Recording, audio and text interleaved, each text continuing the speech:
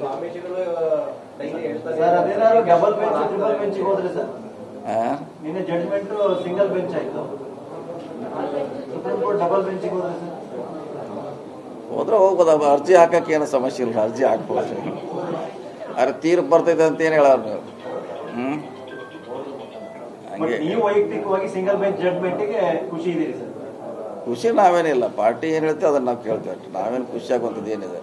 ಈಗ ಅವ್ರು CM ಇದ್ದಾರೆ, ಮಧ್ಯದಾಗ ಅದು ಅರ್ಧ ಗೀರದ ನೀವು ಸುದ್ದಿ ಆಯ್ತು ಅಷ್ಟೇ.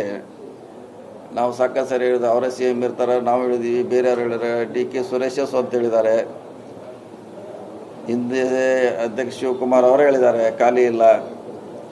ಮತ್ತು ಅವ್ರು ಹೇಳಿದ್ಮ್ಯಾಗ ಇನ್ನು ನಮ್ಮನ್ನು ಕೇಳೋದು ಏನು ಅವಶ್ಯಕತೆ ಇದೆ ರೀ? ಚರ್ಚೆ ಬೇಡ, ನೀವು ಮಾಡ್ಸೋಕೆ ಶುರು ಮಾಡಿ ನಾವೇನು ಮಾಡೋದು? ನಮ್ಮ ಲೆವೆಲಲ್ಲಿ ಕ್ಲೋಸು. ನೀವೇನ್ರ ಮತ್ತೆ ಯಾರ ಹೆಂಗಿದ್ರೆ ಇದ್ದ ಸುತ್ತಾಕಿ ಬರ್ತೈತೆ, ಯಾರು ಹೇಳ್ತಾರೆ ಮತ್ತೆ ಮಾಡೋಗಿದ್ರೆ ನಮ್ದೇನು ತಕರಾರಿಲ್ಲ. ರಾಹುಲ್ ಗಾಂಧಿ ಅವರು ಭೇಟಿ ಸಿಕ್ಕಿಲ್ಲ ಸರ್, ಕೆಲವೊಂದು ಕಡೆ ಆಗ್ತಾ ಇಲ್ಲ ಅಂತ. ಭೇಟಿ ಆಗೋದು ಬಿಡೋದು ಅದಕ್ಕೂ ಸೆಟಪ್ ಇದೆ ಕಾಂಗ್ರೆಸ್ನಲ್ಲಿ. ಎಲ್ಲನೂ ಸೋನಿಯಾಜಿ ರಾಹುಲ್ಜಿ ಅಟೆಂಡ್ ಮಾಡೋದಲ್ಲ. ಕೆಳಗಡೆ ಜನರಲ್ ಸೆಕ್ರೆಟರಿ ಥರ ಅವ್ರ ಲೆವೆಲ್ನಾಗ ಅಧ್ಯಕ್ಷದಾರ, ಅವರಂತಲ್ಲಿ ಕೆಲವು ಎಲ್ಲ ಮುಕ್ತಾಯ ಆಗ್ತದೆ. ಎಲ್ಲನೂ ರಾಹುಲ್ಜಿ ಮಾಡೋದಲ್ಲ.